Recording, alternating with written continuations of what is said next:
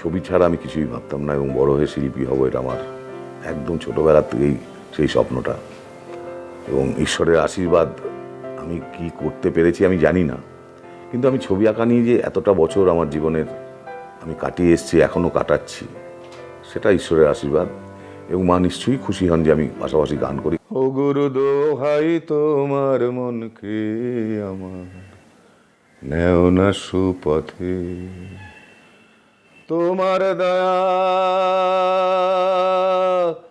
তোমার দয়া বিনে তোমায় সাধব কি মতে, গুরু সাধব কি মতে,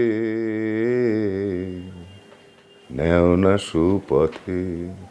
ও গুরু দোহাই তোমার মনকে আমার, নেও না সুপথে।